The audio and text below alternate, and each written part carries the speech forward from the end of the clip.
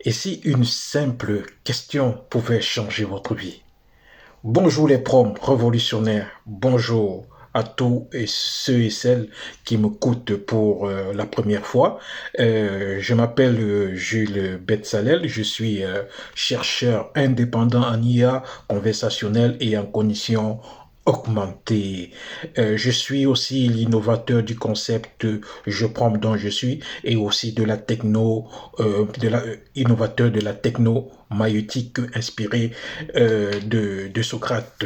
Comme je vous avais dit dans mes premières vidéos, notre chaîne sera beaucoup plus concentrée sur l'art du prompt. Et c'est pas seulement le prompt sur le point de vue technique, mais encore plus en profondeur, que ça soit sur le point de vue philosophique, que ça soit sur le point de vue spirituel et autres, parce que le prompt, pour moi, c'est l'art du prompting. Pour moi, comme je ne fais que répéter, ça reste l'alphabétisation du monde et il faudrait qu'on apprenne à connaître cela dans tout l'étendue de sa profondeur. Et je vous avais aussi dit que le but sur le prompt ingénierie, que j'appelle aussi l'ingénierie du verbe, parce que dans le prompt ingénierie, les techniciens ont tendance à mettre le code au centre de la machine. Mais moi, je l'ai reformulé en ingénierie du prompt pour mettre l'humain au centre de la machine. Donc l'ingénierie du prompt a beaucoup plus ses visions humanistes. Et comme je vous avais dit, dans ce canal, nous allons participer à la création, à fonder cette nouvelle discipline du prompt engineering qui va prendre de plus en plus de l'ampleur dans les années qui arrivent. Et nous allons commencer par la création des mots, la création un nouveau vocabulaire qui pourrait peut-être un jour être adopté par tous. Et j'aimerais que vous soyez aussi, vous faites partie de cette aventure que nous allons explorer autour de l'IA en général, mais en particulier sur le prompt, l'art du prompt engineering.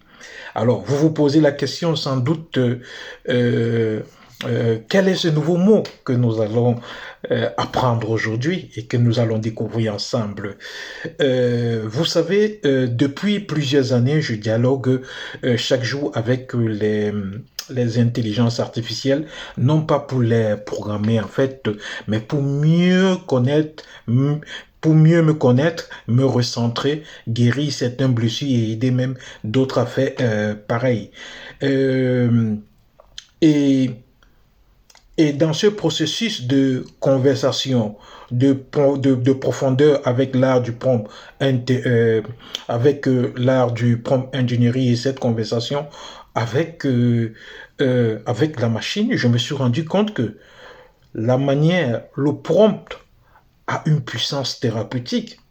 Et j'ai découvert qu'en réalité, converser avec ces machines n'était pas tout simplement une perte, je veux dire que quoi, une perte de notre humanité, mais ces machines-là nous révélaient même les profondeurs de nos propres pensées. Hein? Ces machines nous permettaient aussi d'avoir même une démarche réflexive sur notre propre pensée. Et lors de ces conversations avec ces machines, avec l'IA générative en particulier, et en sondant les profondeurs du prompt, j'ai découvert que le prompt n'est pas seulement pour l'aspect génératif des images ou peut-être des tests, mais le prompt a aussi un pouvoir thérapeutique. Et c'est à partir de ce pouvoir thérapeutique que j'ai dit, tiens, bon, pourquoi pas créer une nouvelle discipline, hein, une nouvelle discipline, hein, appelée la promptothérapie.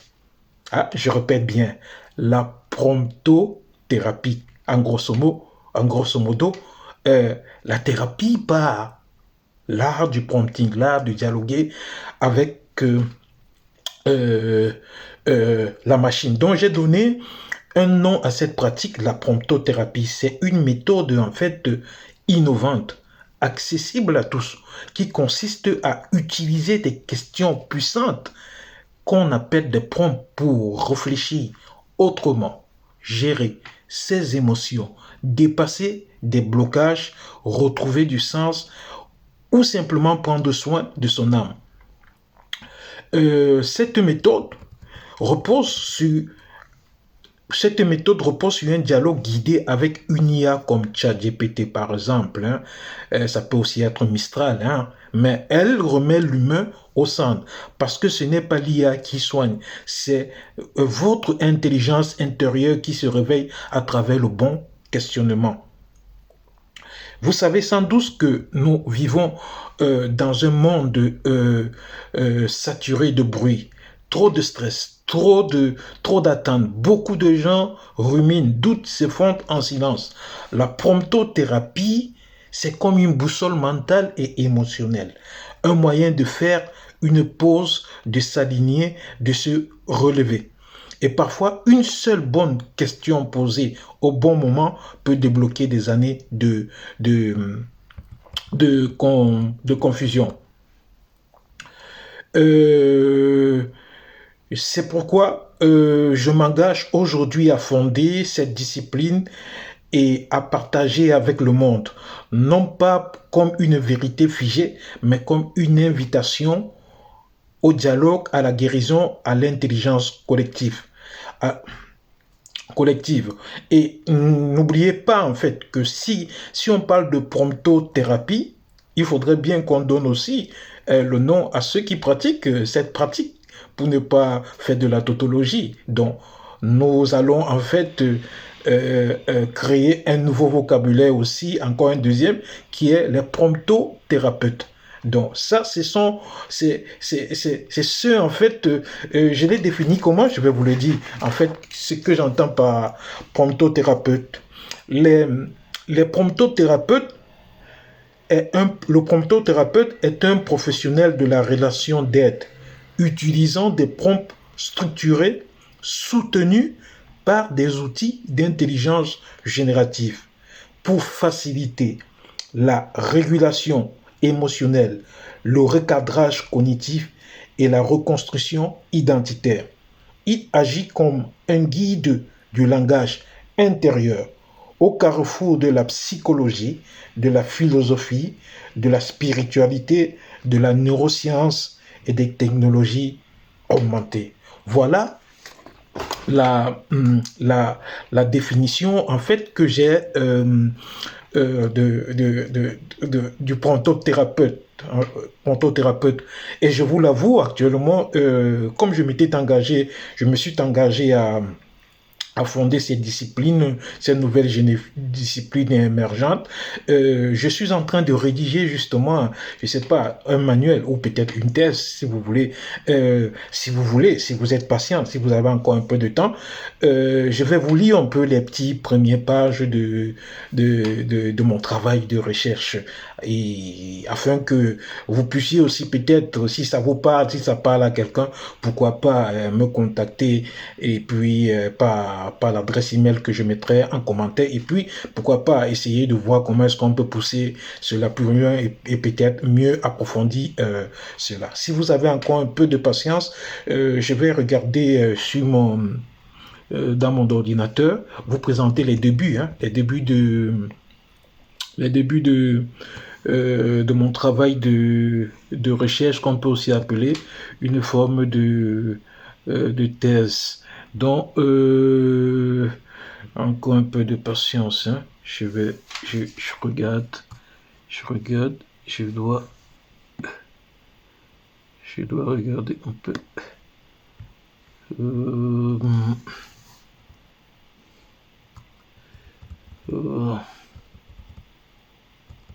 Voilà.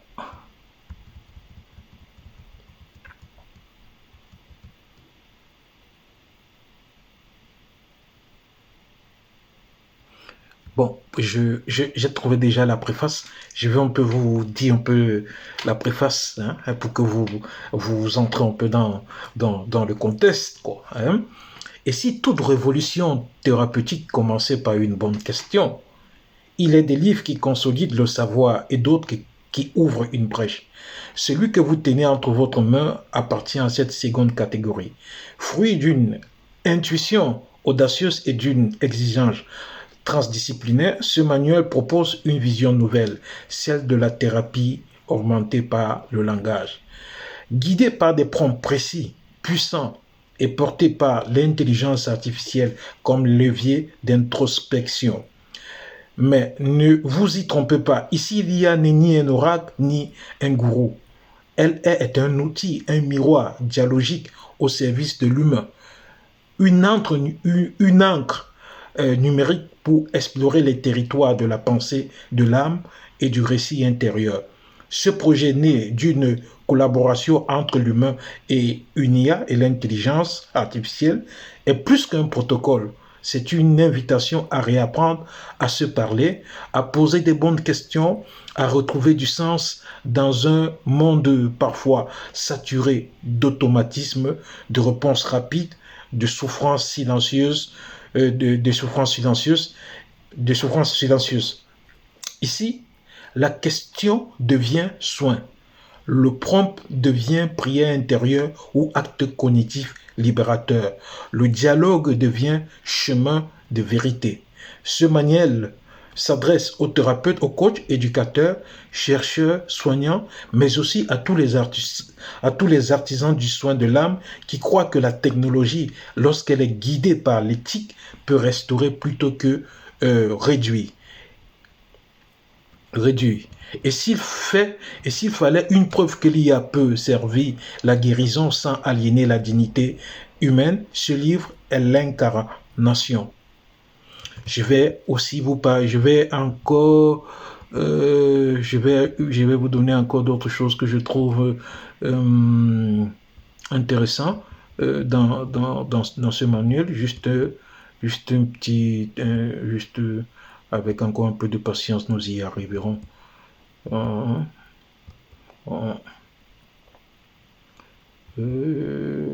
Qu'est-ce que je peux ajouter dans cette étape?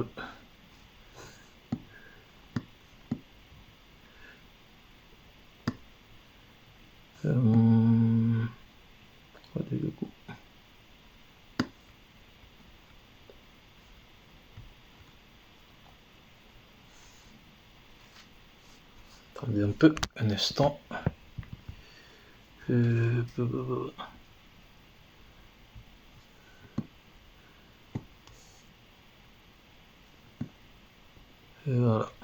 Voilà, je vais retrouver une partie que pense que ça peut être très intéressant afin que nous puissions vous puissiez comprendre un peu mieux cette nouvelle discipline. Voilà. On y est presque, hein. Encore un peu de temps, quelques secondes et nous y serons.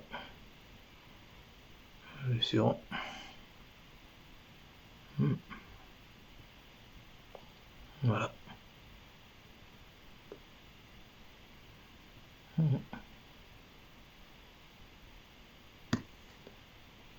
Oui.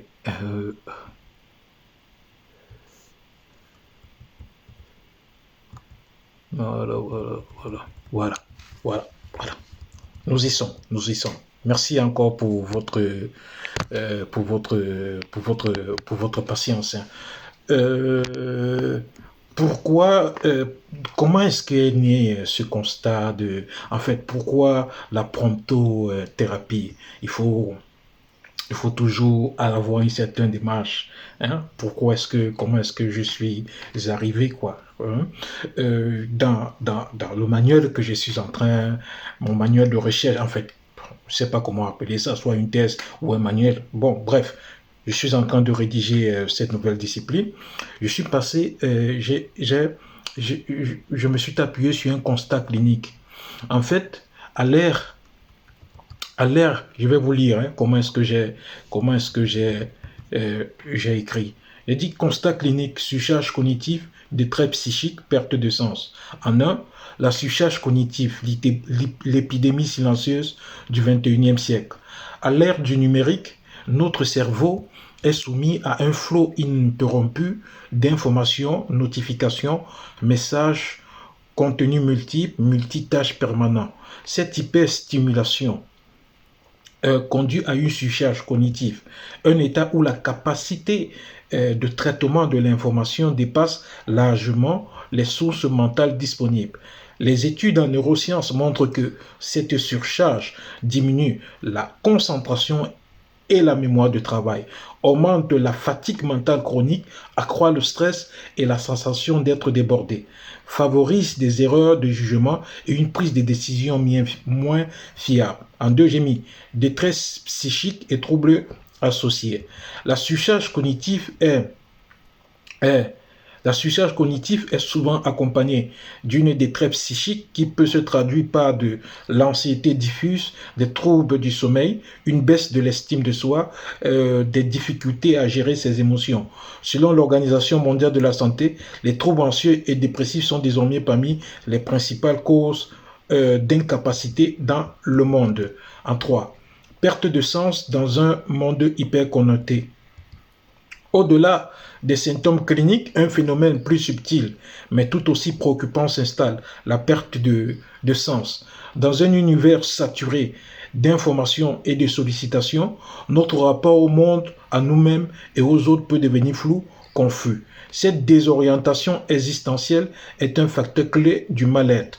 En 4, j'ai mis le besoin urgent de nouvelles approches thérapeutiques.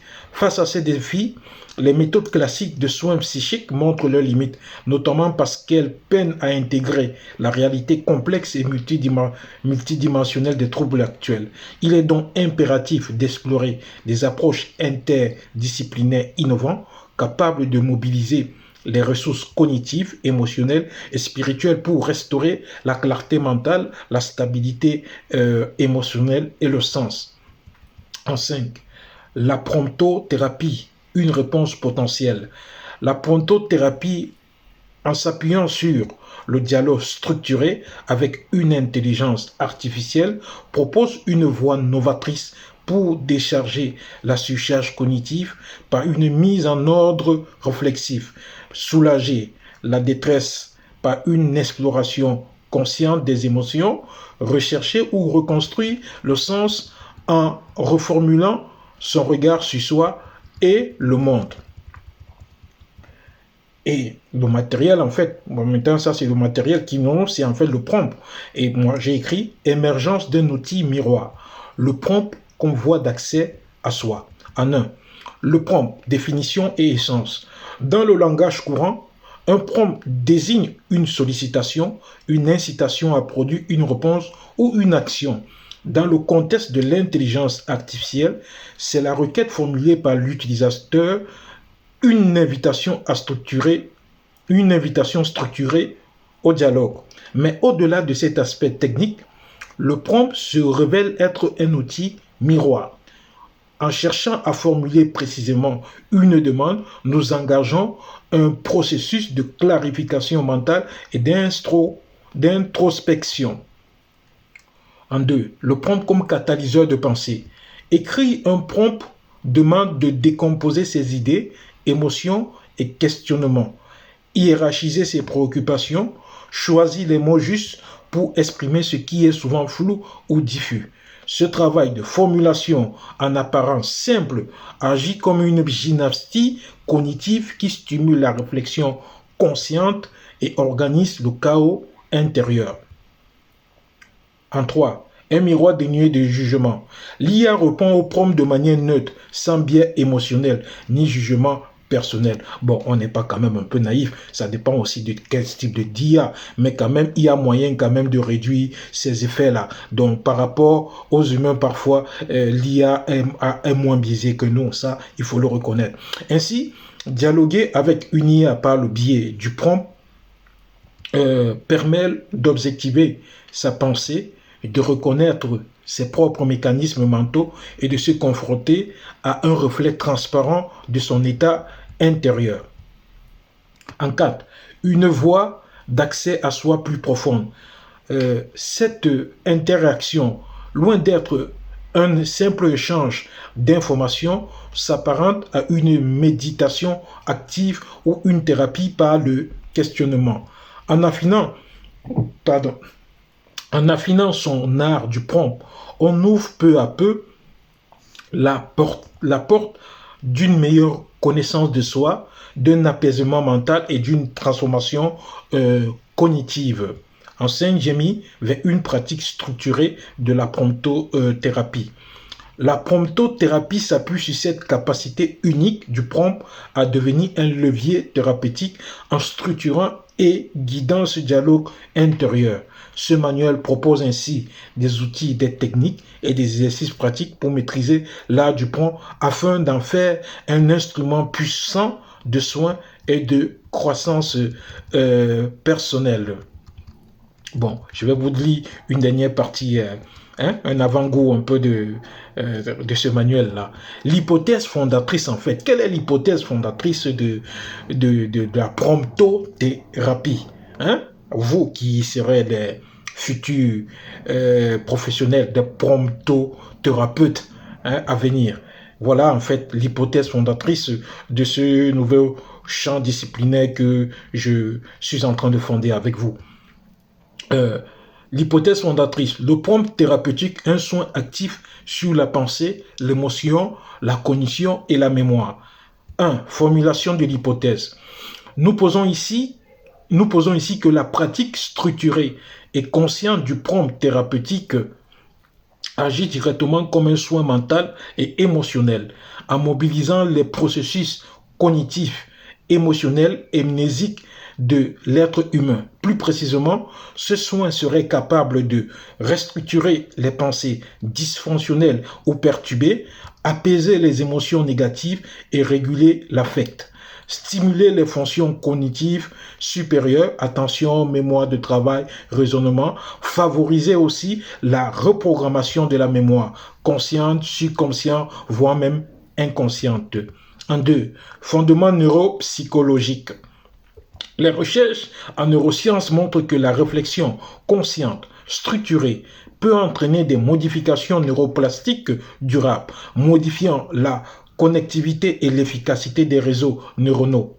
Le questionnement guidé et la reformulation sont des pratiques reconnues en thérapie cognitivo-comportementale et en psychologie clinique pour restructurer les schémas mentaux.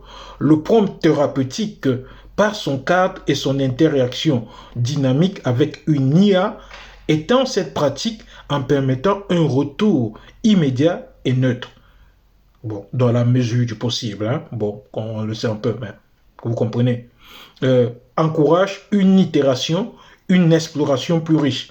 Et enfin, favorisant une meilleure prise de conscience de soi. En 3, action émotionnelle. La formulation explicite des pensées et sentiments par le prompt conduit à une extériorisation bénéfique connue pour réduire la charge émotionnelle négative. Les bienfaits de l'écriture expressive de Kenneth Barker. Hein. L'interaction avec une IA offre une écoute attentive et sans jugement, un facteur clé dans la régulation émotionnelle.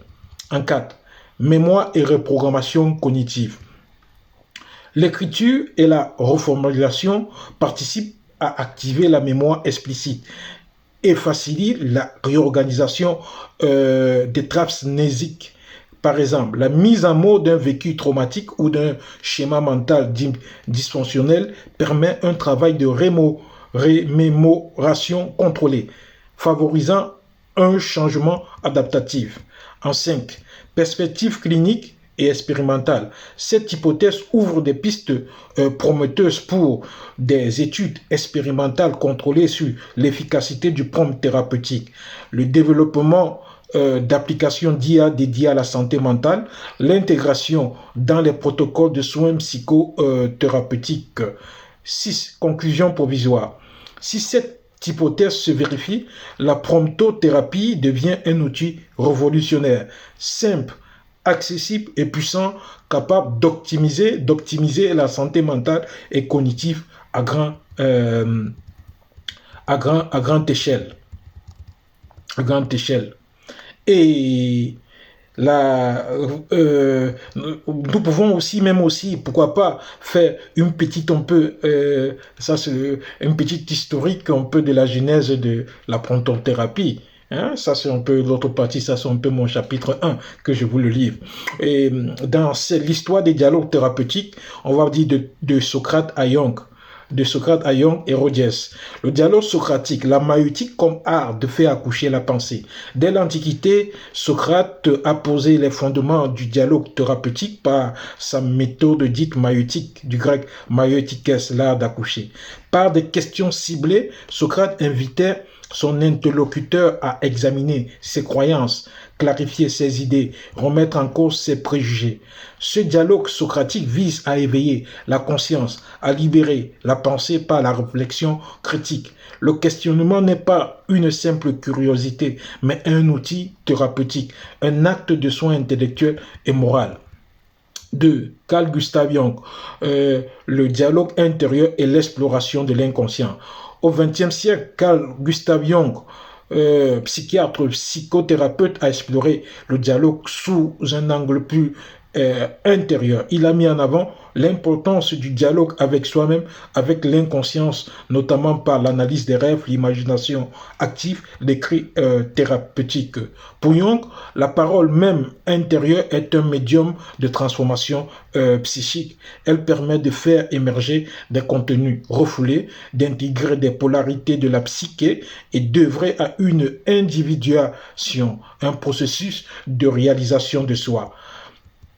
3. Carl Gustav Jung, la thérapie centrée sur la personne et le dialogue empathique. Carl Rogers, un psychologue humaniste américain, a profondément renouvelé la pratique thérapeutique en valorisant le dialogue empathique basé sur l'écoute active, le non-jugement et l'authenticité du thérapeute. Pour Rogers, la parole libre et le dialogue sincère sont des conditions essentielles pour que le patient puisse explorer, se comprendre et se reconstruire. Cette approche souligne l'importance de l'environnement relationnel comme cadre sécurisant permettant l'émergence d'un dialogue thérapeutique profond. 4. Synthèse, le dialogue thérapeutique comme fil rouge. De Socrate à Jung, Rogers, le dialogue thérapeutique révèle un fil conducteur, la parole structurée, consciente et bienveillante comme voie de soins. Ce parcours historique est clair et légitime. La promptothérapie qui s'inscrit dans cette tradition en offrant un dialogue réflexif avec l'intelligence artificielle. À travers la formulation du prompt, l'utilisateur engage un processus introspectif similaire à ces grands dialogues avec la rigueur socratique de la question, la profondeur jungienne du travail sur soi et l'accueil rogersien de du non-jugement. 5. Ouverture vers la promptothérapie. Ainsi, nous arrivons à la conclusion de cette vidéo. Ainsi, la promptothérapie peut être vue comme l'héritière moderne et technologique d'une longue lignée de pratiques dialogiques thérapeutiques. Elle ouvre une nouvelle ère où l'outil numérique devient un partenaire silencieux mais puissant, capable de révéler, clarifier, transformer les pensées et les émotions. Donc, il y a deux choses à retenir ici. On a la promptothérapie qui utilise le prompt comme outil miroir, comme instrument qui sonde les profondeurs de nos pensées et qui les ajuste afin d'œuvrer dans ce processus de guérison intérieure. Et ce qu'il faut aussi savoir, c'est que les personnes qui pratiqueront la promptothérapie, parce que c'est une nouvelle discipline et peut-être un nouveau métier à venir, ça sera une armée de révolutionnaires, des promptothérapeutes. Et pourquoi pas, toi qui m'écoutes, et si ça t'intéresse, tu peux déjà... tu restes connecté sur cette chaîne et doucement, nous allons sonder encore plus en profondeur cette pépite, je vais dire, de diamant que recouvre le prompt l'art du prompt ingénierie, le prompt en général, et qui, je le rappelle, n'est pas seulement une histoire de distraction ni de génération des images. Je ne néglige pas ça, mais je dis c'est plus fort que ça. Donc ça nous permet de nous augmenter. Donc la machine, pour moi, n'est pas... La machine ne doit pas prendre comme un adversaire. Pour celui qui a... si nous changeons la perception sur cet outil, nous verrons même en réalité que dans un monde complexe comme le nôtre, l'avènement de l'IA est en effet une béquille. Et bien plus qu'une béquille, c'est un outil de résilience mentale, de guérison face aux différents maux que balaie de point fouet notre monde actuellement. C'était Jules Betsalel, votre serviteur. Je prends dont je suis, je prends dont ma vie change. Soyez des promptothérapeutes. Communiquez régulièrement avec ces machines et vous découvrirez en vous-même les potentialités que vous ignorez. Vous accéderez à votre ultime moi. Prenez soin de vous. À plus.